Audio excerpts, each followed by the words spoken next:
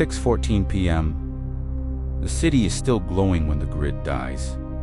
Elevators stop between floors. Traffic lights blink once, then vanish. Air conditioners fall silent, and a strange pressure settles over the streets, as if the whole country inhales and never exhales. Apartment towers lose their reflected shine and become black slabs against a bruised sky. In kitchens, freezers stop humming. In hospitals, backup systems thump awake like startled hearts. In living rooms, families look up from bright screens and hear the first sound of collapse. Nothing. At first, nobody calls it collapse. They call it a blackout, a stormed fault, a regional failure. They stand near windows and wait for the familiar return of power, for the little clicks inside walls, for routers to blink alive again. They joke about melted ice cream and dead phone batteries. They light candles like this is inconvenience dressed as adventure. But across command centers, hardened officials stop using small words. They watch frozen control panels, dead telemetry, and dark subs. They know the difference between a delay and a severed artery. The trigger barely matters to the people trapped inside it. Maybe a coordinated cybernetic crawls through grid software and bricks switching stations. Maybe a high-altitude pulse rips through transformers and relay circuits in one white instant. Maybe sabotage hits the exact nodes that keep the illusion upright. The mechanism changes nothing on the ground. The result is the same. Power generation is crippled. Distribution is blind. Recovery scripts. SCADA systems lock. Operators los ABCV. An advanced nation becomes a collection of disconnected machines, all waiting for orders that never arrive. For the public, the first casualty is not food or water. It is certainty. Phones still glow for an hour, maybe two. Messages half sent. Social feeds filled with rumors, then freeze in place like insects in amber. Cell towers choke under panic traffic and die when their batteries drain. Broadband drops. Radio becomes static, interrupted by official voices that sound calm. Information fractures into neighborhood myths. One block hears invasion. Another hears solar flare. Another hears nothing at all. In the absence of truth, fear becomes the fastest network left alive. Normalcy biased does its work with brutal efficiency. It tells people the morning will fix everything. It tells them stores will reopen, fuel trucks will arrive, and the state knows exactly what to do. So they wait. They eat perishables first. They open refrigerators too often. They promise children this will feel silly tomorrow. They keep one eye on the dead microwave clock, as if time itself might restart with it. This is how the first night is lost.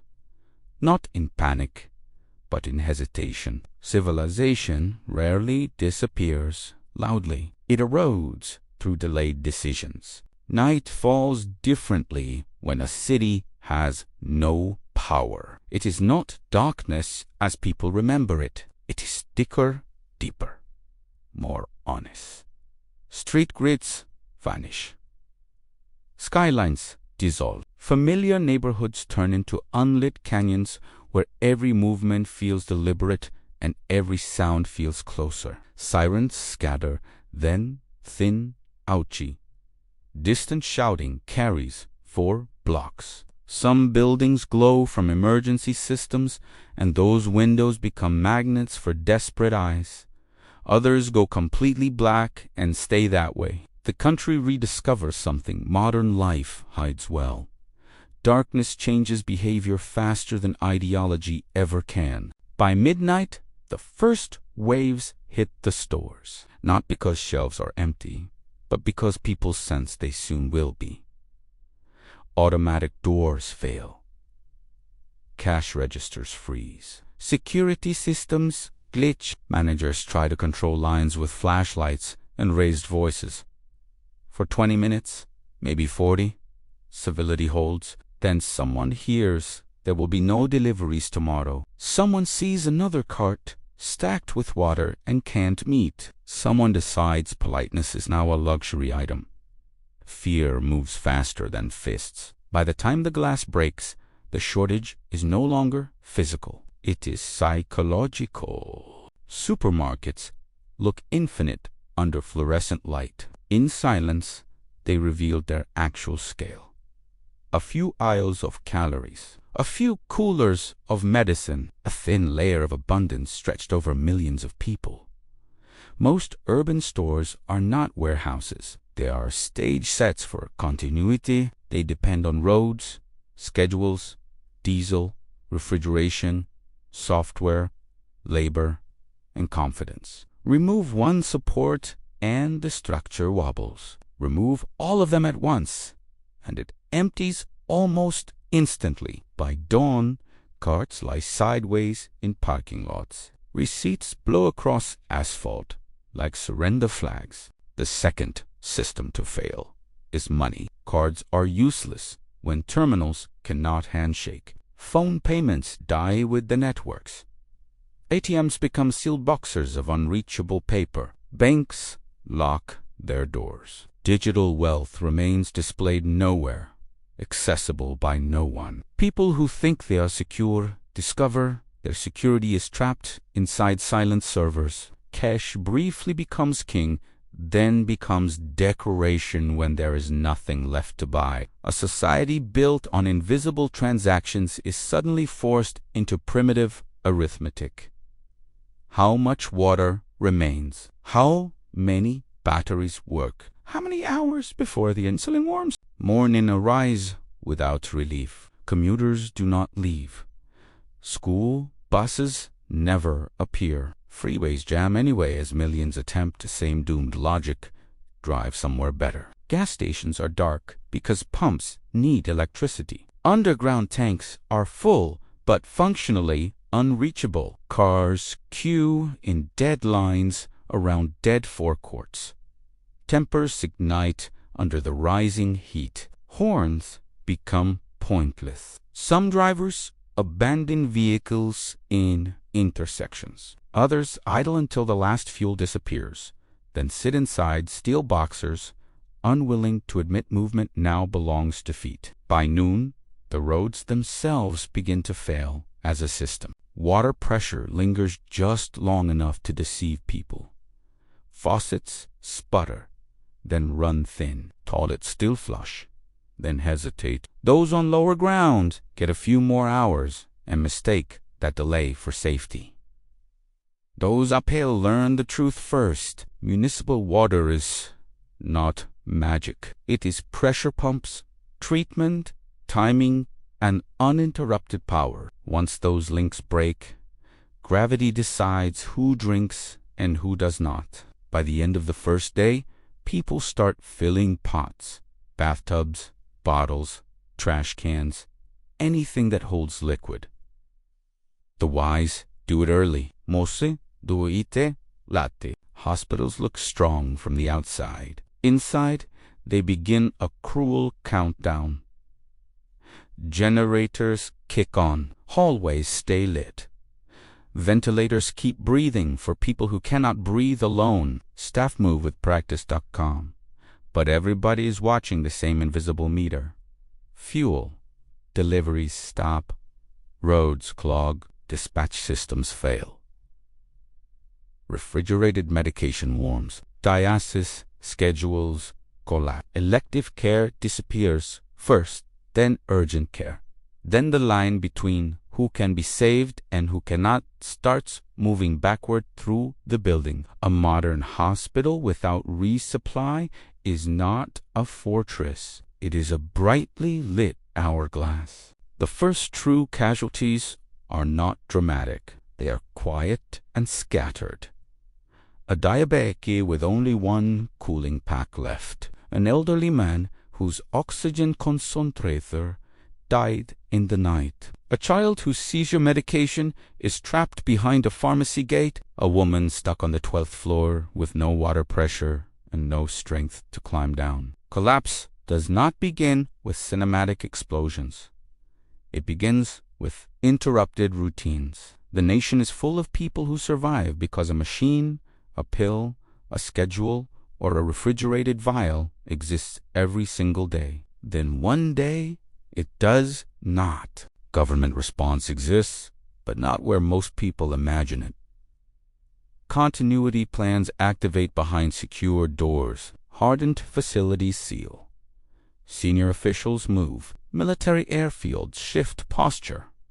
Emergency frequencies carry coded traffic. Convoys protect data, leadership, and command authority. The state's first instinct is preservation of itself, because a state that loses command cannot restore anything. That logic is cold, but it is hell. The public interprets the silence as abandonment because, in practical terms, it is no one is coming to knock on every suburban door with water, diesel, and reassurance. By the end of the first day, every household reaches the same terrible question at different speeds. How long can what they already have keep them alive? The answer humiliates most of them.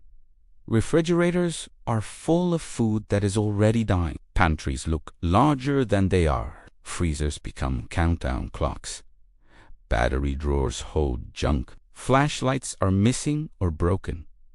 Medicine cabinets are personal museums of expired promises. Few homes are built to endure interruption. They are built to participate in systems. Once those systems vanish, the house remains standing, but the lifestyle inside it collapses almost immediately. The night of day one is when neighborhoods start listening to each other. A generator somewhere becomes the loudest machine in a 10-block radius. Barking dogs answer unfamiliar footsteps.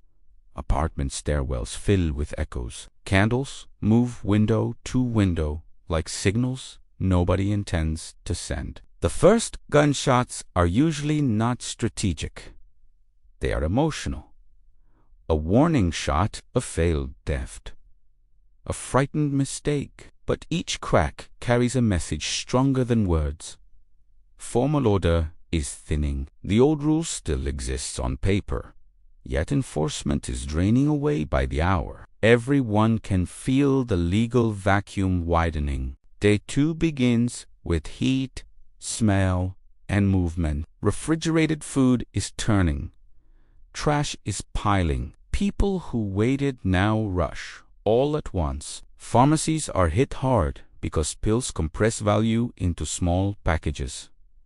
Clinics strip fast. Warehouses become targets. Fire stations answer too many calls with too little water pressure and too few crews. Police dispatch deals with requests it cannot service. Officers still report in, but many begin calculating the same equations civilians already understand. Their badge does not feed children. Their oath does not refill medicine. Duty ends when family hunger becomes visible. The social contract does not shatter evenly. Some areas harden fast. Others hold together a little longer because neighbors know names, share tools, and understand silence. The prepared do not look heroic. They look ordinary and closed off. Curtains stay drawn. Lights stay out. Voices stay low. They stop broadcasting comfort because comfort now attracts need, and need soon arrives carrying entitlement. Those who stored water, fuel, first aid, and staple food do not become invincible. They simply buy time. Time is the rarest resource in the first 72 hours. It separates planning from pleading. Cities suffer differently than suburbs, and suburbs differently than rural towns. Density magnifies desperation. High-rise living becomes vertical captivity once elevators die and water fails. Families hold buckets, up dart stairwells, and carry waste down the same way. In sprawling subdivisions, distance offers a brief illusion of privacy until supplies run thin and every driveway becomes inventory. Rural communities may have wells, wood, and space, but isolation cuts both ways when medicine runs out and roads become uncertain. Geography does not decide survival alone. It only changes the shape of the problem. Hunger changes tempo. The first day is confusion. The second day is calculation. By the third day, the body starts driving decisions. The mind once filtered. Children become louder. Adults become shorter, sharper, less ashamed. People who would never steal under electric light begin justifying force in the dark. The old saying about civilization being only a few missed meals deep feels less like a warning and more like a timeline. Empty shelves are not the end of order by themselves. It is the emotional shock of seeing them empty everywhere that changes the species. Water becomes the dividing line before food fully does. People can improvise meals longer than they can improvise clean drinking water. By hour 36, dehydration is no longer theoretical in hot apartments and stalled cars. By hour 48, untreated sources start looking reasonable. Decorative ponds become temptations. Swimming pools become assets surrounded by arguments. Rain barrels become wealth. Filtration, purification, tablets, and simple knowledge suddenly matter more than status ever did. Many die later because they drink too early from the wrong place. Disease enters quietly, wearing the face of relief. Then comes the invisible threat no one can map clearly. Bad information. Rumors spread faster than any pathogen. A convoy was seen 3 towns over. A shelter is open at the high school. The army is distributing rations at the stadium. The water is poisoned. The water is fine. A second attack is coming tonight. The government has fled. Leadership is dead. Leadership is safe. Every statement arrives without proof and feels urgent because uncertainty hurts more than lies. Information at this stage is often poison disguised as hope. Many waste precious energy chasing stories into nowhere. Above this civilian confusion, the geopolitical layer turns colder. Rivals test boundaries. Satellites watch darkened grids and unusual aircraft movement. Intelligence agencies race to determine whether the blackout is prelude, accident, or opening strike. Air defense networks stay tense. Strategic forces disperse. Allies demand clarity that does not yet exist. Emergency meetings happen in hardened rooms lit by redundant systems the public never sees. No leader wants to overreact. No leader can risk underreacting. While neighborhoods fight over bottled water, nation-states weigh retaliation, attribution, and deterrence. The world remains armed, even when the power is gone. By the second evening, fire becomes another country inside the first one. Cooking accidents multiply. Candles tip, overloaded generators spark. Arson arrives where resentment already lived. Fire departments respond slower, then not at all, because hydrants lose pressure and roads are blocked with abandoned cars. Entire blocks watch orange light consume homes they cannot save. The smell of burning insulation and wet timber drifts through powerless streets. Flames do what panic cannot. They force movement. They erase property lines. They push families into roads with whatever they can carry, searching for darkness that is not already on fire. Sleep stops being restful. It turns into rotating watch schedules, shallow breathing, and sudden waking at tiny noises. Parents stay half-conscious beside doors. Elderly people drift in and out of fear. Neighbors who barely spoke for years now listen for each other through walls. Every household learns the cost of exposure. A barking dog reveals occupancy. A single lit room marks resources. The clink of cookware suggests food. Survival in these hours is not just possession. It is signature management. The households that last longest are often the ones that learn how little evidence they leave behind. On day 3, the country smells different. Refrigeration is gone. Waste collection is gone. Air conditioning is gone. Sewer systems are failing in places where pumps no longer move what gravity cannot. Heat settles into buildings and stays there.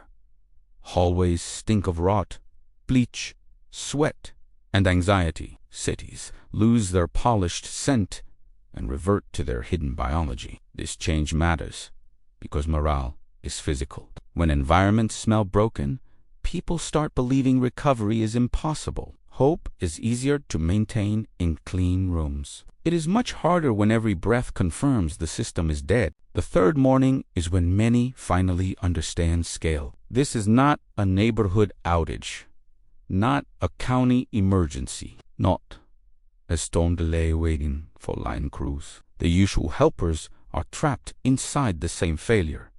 Delivery drivers cannot drive. Repair crews cannot coordinate. Call centers cannot route. Warehouses cannot scan. Ports cannot process. Refineries cannot distribute. Each missing function amplifies the others. Modern life reveals itself as a choreography of dependencies so dense that few ever notice it until the music ends. Once the rhythm breaks, isolated effort cannot replace systemic motion. Some still try to evacuate, but evacuation to where? Highways are choked. Bridges are monitored or blocked. Fuel is priceless. Rumored shelters overflow or never existed. Hotels are dark. Airports are ornamental. Without communications, movement becomes gambling with distance, weather, and hostile strangers. Families leave homes too late and enter the road with little water, no destination, and the dangerous belief that motion equals progress. Many turn their vehicles into rolling coffins of bad decisions. Others walk with children and bags that get heavier every mile. Displacement begins long before any official declares it. Communities split visibly by the end of hour 60. One group still believes rescue is imminent. They consume the last of their resources. Like confidence is a supply chain. Another group accepts a harsher math. They ration immediately, conceal assets, boil water, share labor, and stop expecting announcements to save them. This divide is not moral, it is cognitive. The first group clings to the old operating system because abandoning it feels like surrender. The second group mourns it faster and adapts. In disaster, speed of emotional acceptance often matters more than physical strength. Violence also changes form. Early chaos is loud and impulsive. By the third day, it gets more purposeful. Small groups test houses with knocks and soft voices. They ask for water first, then medicine, then entry. Parking lots become ambush sites because everyone knows supplies are moving there. Those with weapons discover weapons, attract attention as much as they deter it. Those without weapons discover kindness cannot stop organized desperation. The most dangerous people are not always the cruelest. They are the ones who convince themselves that taking from others is now a form of family duty. Meanwhile, leadership speaks rarely, if at all. Emergency broadcasts loop outdated instructions that assume infrastructure still exists. Boiled water advisories mean little without power or fuel. Shelter-in-place orders sound absurd to those whose apartments have no water and whose children need medicine. Official language always lags behind lived reality in fast collapse. That gap breeds contempt. Once citizens believe the script no longer matches the street, authority loses its final resource, credibility. After that, every family becomes its own government, its own quartermaster, its own judge of risk and acceptable force. Why do 90% fail in the first 72 hours? Not because they are weak,